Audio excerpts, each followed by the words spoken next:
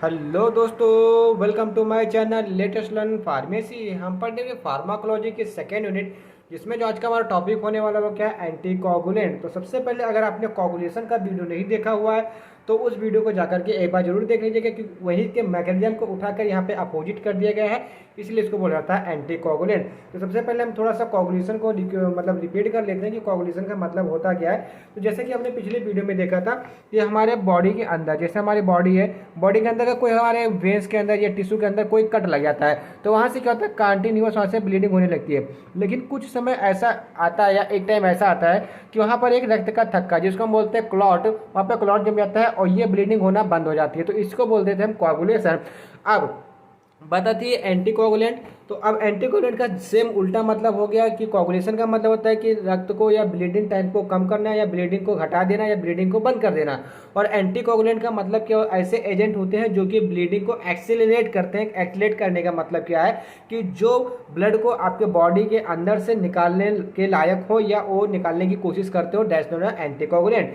अब सबसे मेन बात आती है कि इसको हम पढ़ क्यों रहे हैं, मतलब जो एंटी कोगुलेंट ड्रग है ये हमारे सिलेबस में रखा क्यों गया। तो यहाँ पर सिंपली एक एग्जांपल बता दो। जैसे आपके हार्ट का ऑपरेशन, मतलब अगर आप हार्ट अटैक के मरीज है, आपका हार्ट का ऑपरेशन होने लगा, तो वहाँ पे क्या होता है कि 2 से ढाई घंटे, 3 घंटे, 4 घंटे ऐसे लंबे ऑपरेशन चलते हैं।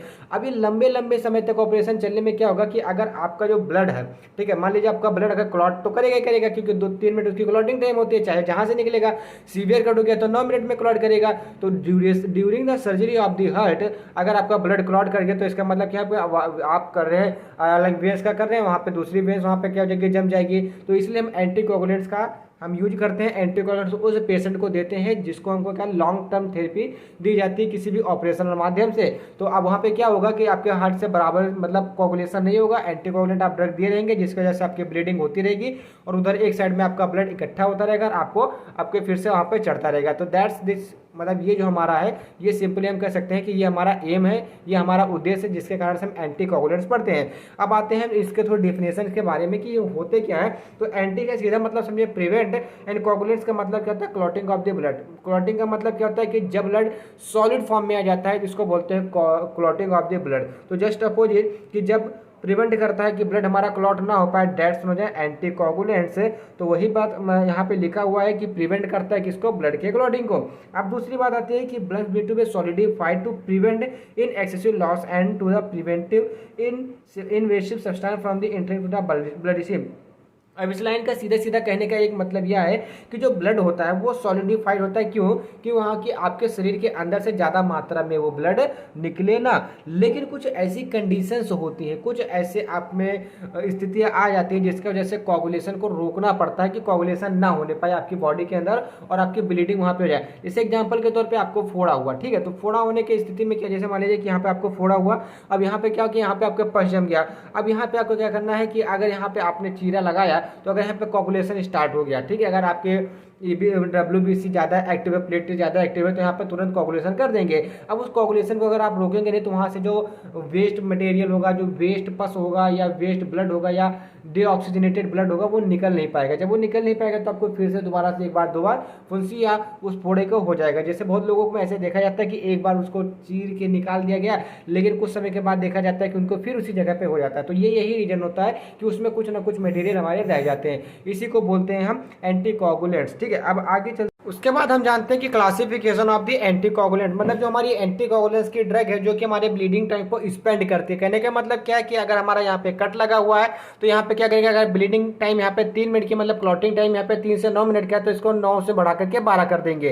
तो ये होते हमारे एंटी कोगुलेंट्स। अब इससे क्लासिफिकेशन जो होते हैं ये हमारे दो टाइप से, मतलब दो चीज के बेसिस पे बांटे जा सकते हैं। एक क्या है, use in the Vivo and use in the vitro. तो जो वीवो में यूज किया जाता है उसके लिए हम क्या है, पैरेंटल एंड ओरल रूट लेते हैं, और विट्रो के लिए मतलब बाहर के लिए हम हेपेरिन या कैल्शियम कॉम्पिटिटिंग एजेंट के तौर पे यूज करते हैं। कैल्शियम कॉम्पिटिटिंग प्लांट्स होते क्या है, एजेंट होते क्या है, ये भी हम आगे आगे चलकर डिस्कस करते हैं। तो यहाँ पर जितनी भी ड्रग्स है, डायरेक्ट हो इनडायरेक्ट हो, ठीक है, तो इसको सबसे पहले हम समझ लेते हैं। ड्रग्स के बारे में नहीं समझते हैं, जो इसके क्लासिफिकेशन है इसके बारे में समझते हैं। जैसे कि आपने यहाँ पे देख रहे होंगे कि यहाँ पे पहला जो एग्जाम्पल पैरेंटल के अंदर इनडायरेक्ट थ्रोम्बिन इनहिबिटर। तो सबसे पहले हमने, अगर पिछली वीडियो अगर आपने नहीं देखी हो तो थ्रोम्बिन आपको समझ में है, लेकिन मैं आपको यहाँ पे समझाने की पूरी कोशिश करता हूँ। जैसे आपको क्या हुआ कि आपका टिश्यू है, यहाँ पर इसने कट किया, कट लगने के बाद यहाँ से कंटिन्यूस ब्लीडिंग हो रही है। अब ब्लीडिंग होने के बाद क्या होगा, आपके ब्लड के अंदर 13 फैक्टर काम करेंगे क्लॉटिंग के लिए। वहां से एक होता है थ्रोम्बिन। थ्रोम्बिन क्या करता है कि एक जाल बना लेता है, मतलब ये जो जाल है। अब बात बताइए, जैसे आप तालाब में मछली पकड़ने जाते हैं तो वहां पर मछली फंस जाती है, उसी प्रकार से ये जाल थ्रोम्बिन का बन जाता है, जिसमें अगर आपके जो ब्लड होते हैं वो सॉलिडिफाइड ब्लड तो इसमें फंस जाते हैं। अब जब एक बार यहाँ पे मछली फंस गई तो यहाँ पे दोबारा मछली नहीं फंसेगी या कोई भी अदर चीज यहाँ से क्रॉस नहीं कर पाएगी। उसी प्रकार से यहाँ पर अगर एक बार ब्लड जम गया तो यहाँ से आपका दूसरा ब्लड यहाँ पे ना आ पाएगा, ना यहाँ से बाहर निकल पाएगा। तो इसी को बोलते हैं थ्रोम्बिन। अगर हम इसी को इनहिबिट कर दें, इसी जाल को बनने ही ना दे, तो हमारी कंटिन्यूस ब्लीडिंग होती रहेगी, जो कि हमारा क्या है वो इनडायरेक्ट थ्रोम्बिन इनहिबिटर के अंतर्गत आता है। उसके बाद आता है डायरेक्ट इनहिबिटर थ्रोम्बिन या डायरेक्ट थ्रोम्बिन इनहिबिटर। तो उसमें क्या होता है कि डायरेक्टली एक्ट करती है। उसके बाद आता है ओरल रूट के लिए। तो ओरल रूट के लिए जैसे हमारा कहा था क्यूमरिन डेरिवेटिव। तो क्यूमरिन डेरिवेटिव के कुछ हमारी ड्रग है, जैसे बाइसाइहाइड्रो ऑक्साक्यूमेरिन, ये हमारी ड्रग्स है। इस सब का हम यूजुअली मैकेनिज्म ऑफ एक्शन पढ़ते हैं तो अच्छा रहेगा। क्लासिफिकेशन तो वैसे भी आप जब ड्रग्स के बारे में पढ़ेंगे तो आप क्लासिफिकेशन आसानी से लिख सकते हैं। तो ये स्टार्ट करते हैं सबसे पहले अपनी ड्रग। हमारी सबसे पहले ड्रग आती है वो हिपैरिन होगी, क्योंकि हिपैरिन ही एक ऐसी ड्रग है जो कि आप यूजुअली आप अपने अस्पताल में या कहीं भी आपको देखने को मिलेगा। तो सबसे पहले जो ड्रग आती है वो इंजेक्टेबल एंटीकोगुलेंट्स। इंजेक्टेबल का मतलब क्या हो कि आप उसके इंट्रावेनस या इंट्रामस्कुलर या पेरिटोनियल किसी भी रूट से आप उसको दे सकते हैं, उसको बोलते हैं इंजेक्टेबल एंटीकोगुलेंट्स। जिसमें जो सबसे पहला आता है वो क्या होता है हमारा हिपैरिन। तो हिपैरिन क्या होता है, एक आपका नेचुरली अकरिंग होता है, मतलब कहने का ये नेचुरल से मिलता है, ये इसको सिंथेसाइज नहीं किया जाता। जैसे आपकी बॉडी के अंदर भी मिल जाएगा, ये एनिमल के बॉडी के अंदर भी मिल जाएगा। जैसे बेसिकली अगर इसको देखा जाता है तो जिसका रिसर्च सोर्स होता है वो क्या होता है लंग्स, लिवर, ईटीसी होता है। और जो इसका कमर्शियल यूज किया जाता है किसी इंसान के अंदर से तो निकाला नहीं जा सकता है, इसलिए इसको जो डॉग्स होते हैं, मतलब जो कुत्ते होते हैं उनके या हॉग से होते हैं, उनके इंटेस्टाइन के माध्यम से इनका एक्सक्रीशन किया जाता है। तो सबसे पहले हम थोड़े से हिपैरिन के बारे में समझ लेते हैं, उसके बाद इसके मैकेनिज्म ऑफ एक्शन के बारे में समझते हैं। तो जो हिपैरिन है सबसे पहले आपने जान लिया कि ये क्या है, नेचुरली अकरिंग है, मतलब ये हमको नेचर से प्राप्त होता है। Which is non uniform to of straight chain mucopolysaccharide. ये आपके जीपेट के लिए बहुत ही इंपॉर्टेंट क्वेश्चन है कि जो हिपैरिन होता है वो किस फॉर्म में होता है, मतलब इसमें कौन से प्रकार की चेन लगी होती है। तो इसमें आपको दिखाना होगा कि म्यूकोपॉलीसैकेराइड की चेन, वो भी स्ट्रेट चेन, ना कि आपकी कोई अदर चेन लगी होती है। ठीक है, तो यहाँ पर आपको बताना होगा कि which is non uniform of the straight chain mucopolysaccharide with molecular weight. और इसका जो मॉलिक्यूलर वेट होता है वो 10,000 से 20,000 के आसपास में डाल्टन के करीब में होता है। इट इज प्रेजेंट, मतलब ये जहाँ जहाँ कहाँ प्रेजेंट होता है, टिश्यूज में आपके प्रेजेंट होंगे, ठीक है, और किसी अन्य एनिमल्स में भी प्रेजेंट होंगे, ये यहाँ तक कि ये प्लांट्स में भी प्रेजेंट होते हैं। उसके बाद lungs, liver and intestinal mucosa के अंदर ये हमारे प्रेजेंट होते हैं। नोट, अगर कॉमर्शियल प्रिपरेशन के लिए आपसे पूछा जाता है कि हिपैरिन का एक्सट्रैक्शन कहाँ से किया जाता है तो आपको हॉग का इंटेस्टाइन के बारे में आपको एक्सप्लेन करना पड़ेगा, या अगर आपको एमसीक्यू वाइज में पूछा जाता है तो आपको वहाँ पे हॉग एक ऑप्शन करना होगा। कॉमर्शियल रूप से कौन सा एक ऐसा एनिमल्स है या किसके इंटेस्टाइन से हम इसको एक्सक्रीट करते हैं, हिपैरिन को एक्सक्रीट करते हैं, तो आपको हॉग इंटेस्टाइन लगाना होगा ऑप्शन। अब बात आती है कि इसका मैकेनिज्म ऑफ एक्शन कैसे होता है।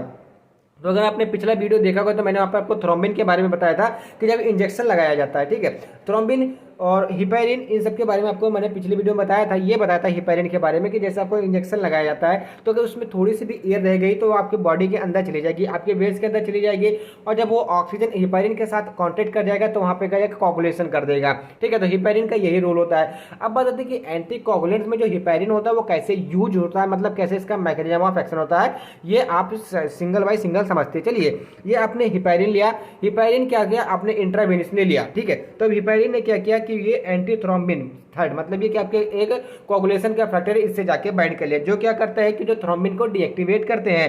तो थ्रोम्बिन आर कॉम्प्लेक्स, जैसा कि मैंने आपको बताया कि एक कॉम्प्लेक्स फॉर्म होते हैं, नेट के तरीके से होते हैं, जो क्या करते हैं ब्लड को कोगुलेट कराने में हेल्प करते हैं। अब जो हिपैरिन होगा ये क्या करेगा, इससे बाइंड कर जाएगा, किससे, थ्रोम्बिन से, इसको कन्वर्ट कर देगा एंटी थ्रोम्बिन में। अब जब वहां पे जाल बनी नहीं पाएगा तो कोगुलेशन नहीं होगा। आप यहाँ भी इसका मैकेनिज्म खत्म कर सकते हैं, लेकिन आपको थोड़ा आगे के बारे में भी जानना चाहिए, क्योंकि आप जीपैट, नाइपर, ईटीसी की तैयारी भी कर रहे हैं साथ साथ में। तो आइए देखते हैं कि जब मतलब जो आपके एंटी थ्रोम्बिन बना, थर्ड बना, तो वो क्या किया, वो डिफरेंट फैक्टर, जैसे हमारा क्या हो गया, पहला डिफरेंट मतलब सेकंड ए जिसको प्रोथ्रोम्बिन, क्रिसमस फैक्टर, पीटीए का मतलब प्लाज्मा थ्रोम्बोप्लेटिस एंड एंटीसीडेंट हो गया, एंड हीमो या हैगम एंड हैगमैन फैक्टर, इन सब फैक्टर से जाके बाइंड कर देगा और इनको डीएक्टिवेट। तो अगर हम पिछली वीडियो में देखें तो कहीं ना कहीं ये 4 ऐसे फैक्टर थे जो कि हमारे ब्लड को कोगुलेट करवा रहे थे। तो अब क्या करेंगे, जो एंटी थ्रोम्बिन थर्ड ड्रग है या जो एजेंट है, जो केमिकल सब्सटेंस आपकी बॉडी के अंदर हुआ हिपैरिन के बाइंड करने की वजह से, वो क्या करेगा कि इसको इनएक्टिवेट कर देगा। और जब इसको इनएक्टिवेट कर देगा तो वहां पर आपका किसी भी टाइप का ब्लड कोगुलेशन देखने को नहीं मिलेगा। यही जनरली है हिपैरिन का मैकेनिज्म ऑफ एक्शन। तो अगर आप एक फ्लो में समझना चाहें तो हिपैरिन ने क्या किया, पहले बाइंड किया किससे, एंटीथ्रोम्बिन से। एंटीथ्रोम्बिन ने क्या किया, हमारे factor number 2A, 9A, 11A and 12A को क्या किया, इसने डीएक्टिवेट कर दिया या इनएक्टिवेट कर दिया, जिसकी वजह से आपके ब्लड में कोगुलेशन नहीं हो पाया। दैट्स नोन एज एंटीकोगुलेशन या एंटीकोगुलेंट्स एजेंट। अब बात आती है कि अगर आपने इसको लिया तो आपके बॉडी के ऊपर डिफरेंट फार्माकोलॉजिकल एक्शन कौन कौन से देखने को मिल सकते हैं। जो हिपैरिन होता है efficiently inhibit coagulation cascade. Cascade का मतलब क्या होता है, पाथवे, जो कि हमने आपको पिछली वीडियो में कॉमन पाथवे के बारे में बताया, एक्सटर्निक इंटरस्टेनिक पाथवे के बारे में बताया कि कैसे आपका ब्लड जो होता है वो कोगुलेट होता है। तो वो क्या करता है, हिपैरिन जो होता है इफिशिएंटली इनहिबिट वो कैस्केड को, उस पाथवे को ही रोक देता है and inhibit intrinsic and common pathway. और मेनली ये क्या करता है, intrinsic pathway and common pathway को ये इनहिबिट करता है। अगर हम इसकी हायर डोज ले लेते हैं तो ये क्या करता है, प्लेटलेट एग्रीगेशन को इनहिबिट कर देगा। प्लेटलेट एग्रीगेशन का मतलब आप यहाँ पे समझ लीजिए कि प्लेटलेट एग्रीगेशन होता क्यों है, होता क्या है, ये समझ लीजिए। आपके ब्लड के अंदर तीन चीज, आरबीसी, डब्ल्यूबीसी, प्लेटलेट्स पाया जाता है। तो जो प्लेटलेट्स होता है ये कहीं ना कहीं एक प्रकार से मतलब रिस्पॉन्सिबल होता है कि आपके ब्लड वहां पे क्लॉट कर जाए। तो जब आपके ये टिश्यू है, टिश्यू से आपका ब्लड यहाँ से निकल रहा है, तो यहाँ पे ब्लड में आपके क्या प्रेजेंट होता है, प्लेटलेट। और यही प्लेटलेट्स का तो थोड़े बड़े मॉलिक्यूल्स होते हैं as compare to RBC and WBC, और यहीं पर जाकर ये थ्रोम्बिन के जाल में फंस जाते हैं। अब जब मतलब जो थ्रोम्बिन के जाल में जब फंस जाएंगे तो ये क्या करेंगे, वहां पर एग्रीगेट। एग्रीगेट का मतलब क्या होता है कि जैसे ये सेपरेट है तो ये आपस में आके शुरुआत ऐसे ऐसे मतलब जमावड़ा अपने हिसाब से मतलब कि इकट्ठा होकर ये वहां पे जमना स्टार्ट हो जाएंगे। इसी को बोलते हैं प्लेटलेट एग्रीगेशन। अब जब यहाँ पे कोई भी स्पेस नहीं बचेगा तो यहाँ से ब्लड फ्लो नहीं पाएगा, मतलब आपका ब्लीडिंग टाइम वहाँ पे खत्म हो जाएगा, आपका क्लॉटिंग टाइम स्टार्ट वहाँ पे हो जाएगा। तो ये होता है हमारा फार्माकोलॉजिकल एक्शन। अगर हम इसका हायर डोज ले लेते हैं and prolong of the bleeding time, और क्या करता है ये आपके जो ब्लीडिंग टाइम होता है उसको प्रोलॉन्ग कर देता है, जिसकी वजह से आपकी डेथ भी हो सकती है। अब बात आती है कि इसके एडवर्स इफेक्ट के बारे में बात करें तो सीधा सीधा आपको कुछ मत करना है, सीधा सीधा जो इसके आप यूज कर रहे हैं ना उसका आप सीधा उल्टा लिख लीजिए। जैसे एंटीकोगुलेंट क्या करेगा कि आपके ब्लड के ब्लीडिंग टाइम को घटा देगा, तो इसका मतलब इसका एडवर्स इफेक्ट क्या हो जाएगा कि increase our bleeding time, that will be cause a death, जो क्या कहता है आपके डेथ भी कॉज कर सकता है। एंड थ्रोम्बोसाइटोपिनिया, थ्रोम्बोसाइटोपिनिया का मतलब क्या है कि प्लेटलेट का जो लेवल होगा आपके ब्लड के अंदर वो कम हो जाएगा, जिसकी वजह से आपको डेंगू वगैरह भी हो सकते हैं। अब बता दें कि प्लेटलेट कैसे कम हो जाएगा, क्योंकि अगर आपका कंटिन्यूस ब्लीडिंग होता रहा तो आपको डब्ल्यूबीसी भी कम होगा, आरबीसी भी कम होगा, प्लेटलेट भी कम होगा, ऑक्सीजन भी कम होगा, न्यूट्रिएंट भी कम होगा।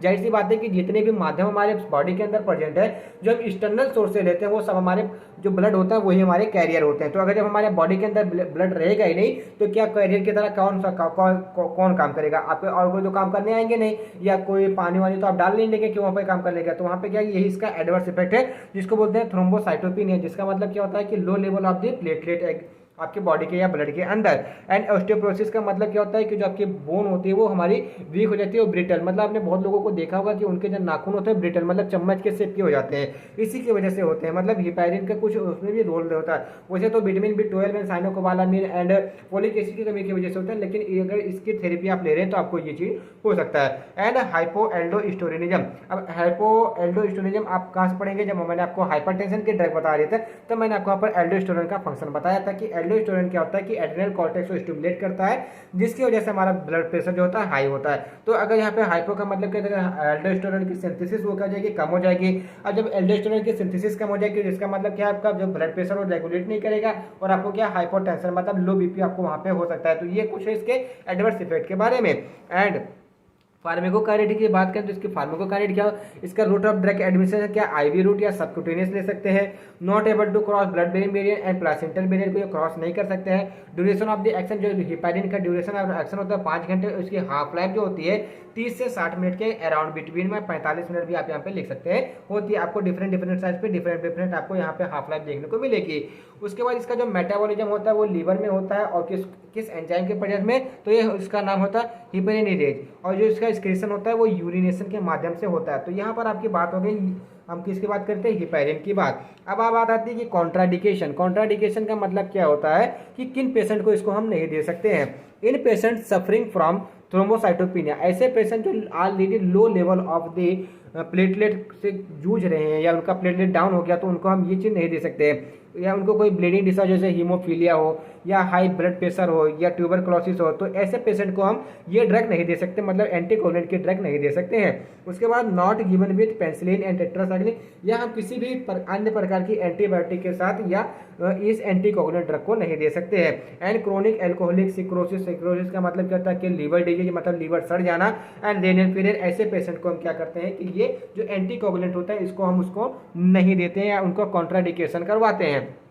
अब आती है लो मोलिकुलर वेट हिपैरिन की बात। तो लो मोलिकुलर वेट हिपैरिन का मतलब समझिए कि इनका जो मोलिकुलर वेट होगा वो कम होगा। इनका मोलिकुलर जो वेट होता है नियर अबाउट कितना होता है, यहाँ पे लिखा हुआ है 8000 डाल्टन मोलिकुलर वेट इसका होता है या उससे कम होता है। दे इनहिबिट ओनली 10 फैक्टर, मतलब कहने का क्या है कि जो 10 नंबर का फैक्टर है केवल इसी को ये इनहिबिट करता है, नॉट सेकेंड, ना कि ये प्रोथ्रोम्बिन को इनहिबिट करेगा। उसके बाद देखते हैं तो these are obtain from the various method of the depolymerization of the polymeric heparin, मतलब जो पॉलीमेरिक हेपेरिन का मतलब क्या है, जिनका मॉलिक्यूलर वेट बहुत ही हाई होता है उसमें पॉलीमर्स पाए जाते हैं, उनके डीपोलीमेराइजेशन के माध्यम से इसका निकाला जाता है, मतलब एक्सट्रैक्शन किया जाता है या इसका यूज किया जाता है। अब इसमें ड्रग एग्जांपल के रूप में देख सकते हैं तो रेबिपेरिन आ गया, नेडोपेरिन आ गया, इनॉक्सीपेरिन आ गया एंड एड्रीपेरिन आ गया। तो आपको इस ड्रग्स के बारे में पूछा जा सकता है आपके एग्जामिनेशन में। उसके बाद इसकी फार्माकोकाइनेटिक है, तो अगर इसका रूट ऑफ एडमिनिस्ट्रेशन देखें तो सबकुटेनियस होता है, हाफ लाइफ इसकी 1.3 आवर्स होती है, एंड अगर कोई पेशेंट ऐसा है जो उसको रेनल फेलियर है तो उसकी जो हाफ लाइफ हो जाएगी वो 2 घंटे हो जाएगी, इसलिए रेनल फेलियर के पेशेंट को नहीं दिया जाता है। उसके बाद एलिमिनेशन थ्रू द यूरिनेशन, जो इसका एलिमिनेशन होता है वो यूरिनेशन के माध्यम से होता है, and they less interact with the platelet hence risk of haemorrhage also is less. अब मतलब कहने का क्या है कि ये प्लेटलेट से जाकर बाइंड नहीं कर सकते, इसलिए यहाँ पे हेमरेज के चांसेस बहुत ही कम होते हैं, मतलब प्लेटलेट एग्रीगेशन के काम चांसेस बहुत कम होते हैं।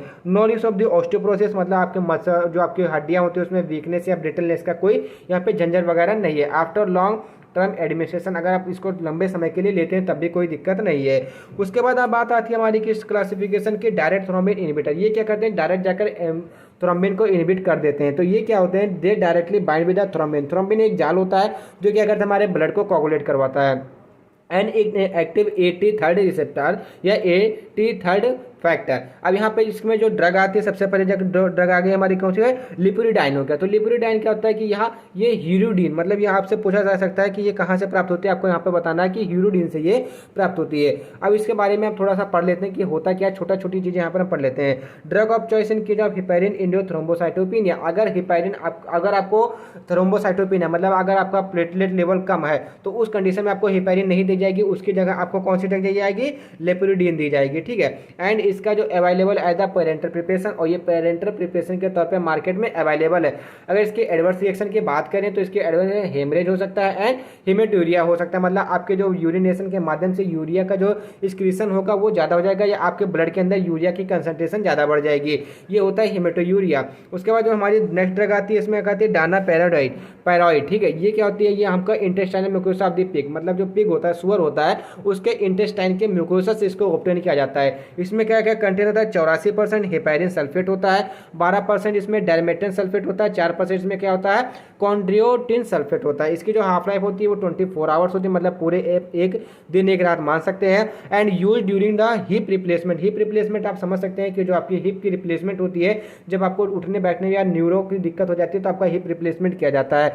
Surgery for the vein thrombosis, मतलब क्या करें कि वेन में कोई भी क्लॉटिंग ना देखने को मिले, इसलिए इसका यूज किया जाता है। जैसे आपका हिप का ऑपरेशन हो रहा है तो आपका वेन में थ्रोम्बिस का मतलब कि क्लॉट हो गया तो क्या हो जाएगा, वहाँ पे वेन ब्लॉक हो जाएगी, जिसकी वजह से आपका ब्लड फ्लो नहीं कर पाएगा, इसलिए हम एंटीकोगुलेंट ड्रग का वहाँ पे यूज करते हैं। उस ड्रग का नाम क्या है, डायनापेराइड। उसके बाद जो नेक्स्ट ड्रग आती है तो इसके बारे में थोड़ा सा जानने कि इसका कोई एंटीडोट नहीं है, मतलब कहने का क्या है कि अगर इसकी पॉइजनिंग आपको हो गई तो इसका किसी भी टाइप का एंटीडोट अभी तक तैयार नहीं किया गया है। उसके बाद नेक्स्ट ड्रग आती है क्या, अर्गेट्रोबेन, ठीक है। अर्गेट्रोबेन क्या होती है, एक शॉर्ट एक्टिंग थ्रोम्बिन इनहिबिटर होती है जो इसको एडमिनिस्टर करते हैं आईवी रूट से and activate partial thromboplastin time monitored. और ये क्या करते हैं कि जो हमारी थ्रोम्बिन होता है उसको शॉर्ट टाइम के लिए, ऐसा नहीं कि बहुत लॉन्ग टाइम के लिए, शॉर्ट टाइम के लिए, जैसे अगर आपको हल्का फुल्का कोई ऑपरेशन वगैरह करना हो तो उसके लिए इसका यूज किया जाता है। अब उसके बाद आती है हमारी क्या, ओरल एंटी कोगुलेंट्स। तो ओरल एंटी, अभी तक हमने पढ़ा पैरेंट्रल, अब आती है हमारी बात ओरल कोगुलेंट्स के बारे में या ओरल एंटी कोगुलेंट्स के बारे में। तो ओरल एंटीकोगुलेंट में सबसे आपकी इंपॉर्टेंट ड्रग है वो वेरफ्रिन, मतलब जो वेरफ्रिन और हिपैरिन ये दोनों सेम कैटेगरी की ड्रग होती है।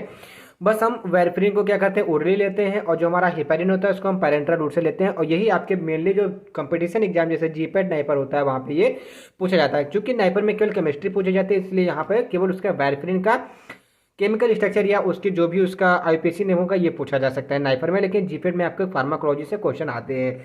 वेरफ्रिन सोडियम आ गया, तो ये वेरफ्रिन सोडियम क्या होता है कि ये ओरल क्यूमरिन एंटीकोगुलेंट, मतलब क्यूमरिन डेरिवेटिव होता है, एंटीकोगुलेंट होता है, जो क्या होता है कि ब्लड को थिन कर देता है, मतलब उसको पतला कर देता है। अब जब उसको पतला कर देगा तो उसमें कोगुलेशन नहीं हो पाएगा। यूज टू कंट्रोल और प्रिवेंट ब्लड क्लॉटिंग, मतलब ब्लड क्लॉटिंग को प्रिवेंट करने के लिए या ट्रीट करने के लिए। अब इसके मैकेनिज्म ऑफ एक्शन की बात करें तो जैसे वेरफ्रिन हो गया, act by antagonizing the anti hemogenic effect of the vitamin K. जैसे आपने पिछली वीडियो में देखा था कि जो विटामिन के होता है वो सिंथेसिस होती है, जिसकी वजह से आपका क्या होता है, ब्लड क्लॉट होता है। मतलब जो विटामिन के है, जो डिफरेंट टाइप के आपके 13 फैक्टर है, उसके सिंथेसिस के लिए रिस्पॉन्सिबल रहता है फ्रॉम द लीवर। अब ये क्या करेगा कि उसी विटामिन के सिंथेसिस को रोक देगा, और जब विटामिन के सिंथेसिस आपकी बॉडी के अंदर रुक जाएगी तो आपका कोगुलेशन जो फैक्टर होंगे वो यहाँ पे इनहिबिट हो जाएंगे, जिसकी वजह से क्या हो जाएगा, आपका कोगुलेशन नहीं हो पाएगा और ब्लीडिंग टाइम आपकी क्या हो जाएगी, बढ़ जाएगी। ठीक है, अब उसी को थोड़ा सा फ्लो चार्ट में यहाँ पे मैंने आपको बताने की कोशिश की है कि ये किसको डीएक्टिवेट करता है। तो अगर आपने वेरफ्रिन सोडियम ली या किसी भी टाइप की अदर टाइप की ओरल एंटीकोगुलेंट ड्रग ली, तो इसने क्या किया कि सीधा जाकर विटामिन के इपॉक्साइड रिडक्टेज को क्या कर दिया, इसको इनहिबिट कर दिया। अब इसका काम क्या होता है कि विटामिन के इपॉक्साइड को या किसमें, विटामिन के हाइड्रोक्विनोन में बदलता है। और ये मतलब विटामिन के हाइड्रोक्विनोन क्या होता है कि ये क्या करता है, डीऑक्सीप्रोथ्रोम्बिन, जिसमें आपके कौन सा फैक्टर आता है, 7th 9th and 10th factor आता है, उसको प्रोथ्रोम्बिन में बदल देते हैं। अब यही जो प्रोसेस यहाँ पे इनहिबिट हो जाएगी, मतलब अगर आप यही कर देंगे तो यहाँ से आपका हाइड्रोक्विनोन नहीं बनेगा। जब हाइड्रोक्विनोन नहीं बनेगा तो आपका प्रोथ्रोम्बिन नहीं बनेगा, और जब प्रोथ्रोम्बिन नहीं बनेगा तो आपका ब्लड वहाँ पे कोगुलेट नहीं करेगा। तो ये था इसका सिंपल मैकेनिज्म। अब इसमें ड्रग्स के बारे में बात करें तो इसमें हमारी कई सारी ड्रग्स आती हैं, जिसको मैंने एक छोटे से पेज में सार के तरह से आपको बताया हुआ है। तो इसमें वेरफ्रिन आ गया, जिसका हाफ लाइफ कितना होता है, 40 घंटे होता है। एडमिनिस्ट्रेशन सारे के सारे ओरल होंगे इसमें। एंड इलिमिनेशन इसका बाइल, मतलब क्या होता है, ये आपके फीकल मटेरियल के द्वारा इलिमिनेट होती है। एंड इसका एडवर्स इफेक्ट हेमरेज हो सकता है, टेराटोजेनेसिस, टेराटोजेनेसिस का मतलब क्या है, फेटल इंजरी, जिसको आप फेटल इंजरी के नाम से भी जानते हैं। And hepatotoxicity, necrosis, diarrhoea, alopecia and dermatitis. ये एल्पोसिया का मतलब कि जो हेयर फॉल होते हैं, मतलब आपके बालों के झड़ना, वो भी आपको कॉज हो सकता है। उसके बाद इसमें जो ड्रग्स आती है, एसिनोक्यूमेरॉल, ठीक, जिसका हाफ लाइफ कितना होता है, 18 से 24 घंटा। एडमिनिस्ट्रेशन इसका ओरली, और इसका एलिमिनेशन होता है, क्या होता है, वो बाइल के माध्यम से होता है। बाकी जो एडीआर है, इंट्रैक्शन है, कॉन्ट्राडिकेशन है, ये सब का मेन एक ही चलता है। मतलब जो आप किसी भी ड्रग का लिख सकते हैं यहाँ पे, उस मतलब किसी के ड्रग का बात नहीं, जो ओरल एंटीकोगुलेंट ड्रग होती है उसका एडीआर आप यहाँ पे लिख सकते हैं। उसके बाद आता है यहाँ पे डाइक्यूमेरॉल, जिसका जो हाफ लाइफ होता है 25 से 100 घंटे के अंतर्गत होता है। इसकी जो डोज होती है 50 से 100 mg पर डे के हिसाब से इसको दी जाती है। इसका ओरली एडमिनिस्ट्रेशन और बाइल एसिड के द्वारा या फीकल मटेरियल के द्वारा इसका एलिमिनेशन होता है। उसके बाद जो नेक्स्ट आती है एथाइल बिस कॉमेंसरेट, जिसका हाफ लाइफ 2 घंटे होता है, लेकिन इसका जो एलिमिनेशन होगा वो यूरिन के माध्यम से होता है। एंड नेक्स्ट आती है फिनिडायोन, जिसका 5 घंटे हाफ लाइफ होता है, 50 से 100 mg इसको डोज होती है, और इसका एलिमिनेशन कैसे, यूरिन से होता है। और नेक्स्ट जगह आती है हमारी क्या, एनसीडी या डाइओन, जिसका जो हाफ लाइफ होता है 6 घंटे होता है, और जिसकी डोज होती है 200 से 300 mg होती है। और इसका जो एलिमिनेशन होता है वो किसी बाइल या यूरिन के माध्यम से होता है। अब इसके इंट्रैक्शन की बात करें, ड्रग इंट्रैक्शन की बात करें, तो अगर आप एंटीबायोटिक दे रहे हैं तो ये क्या करेंगे, विटामिन बी मतलब जो के है, विटामिन के है, उसके सिंथेसिस को डिक्रीज कर देगा। अगर आप इसको एलोपिरिनॉल या सिमेटिडिन, जो कि आपके क्या है, एक एंटीहिस्टामिक ड्रग है, अगर उसके साथ देते हैं डायसल्फिराम, डायसल्फिराम का जो एल्कोहल को विड्रॉल करती है आपके बॉडी के अंदर से, उसके साथ देते हैं तो ये क्या कर देगा, इसके इनहिबिट, मतलब मेटाबॉलिज्म को इनहिबिट कर देगा। मतलब जो आपकी ओरल एंटीकोगुलेंट ड्रग है उसके मेटाबॉलिज्म को ये क्या कर देगा, कम कर देगा। अब इसकी कॉन्ट्राडिकेशन की बात करें तो ये प्रेग्नेंट वुमेन को नहीं दिया जाता है, क्योंकि ये प्लेसेंटल बैरियर को क्रॉस कर सकता है। And not for the ulcerative patient, और जिन पेशेंट को अल्सर होता है उनके लिए भी यूज नहीं किया जाता है। अब इसकी थेरापेटिक यूज के बारे में बात करें तो use in the pulmonary embolism. Pulmonary embolism का मतलब क्या कि आपके पल्मोनरी के अंदर कुछ गांठें पड़ जाना, and myocardial infection, rheumatic heart disease and unstable angina में इसका यूज किया जाता है एंटीकोगुलेंट्स का। तो आई होप आपको वीडियो समझ में, अगर वीडियो आपको समझ में, वीडियो को लाइक कीजिए, चैनल को सब्सक्राइब कीजिए, एंड कमेंट करके हमको जरूर बताइए कि आपको वीडियो कैसा लगा। Thank you for watching the video from the latest learn pharmacy.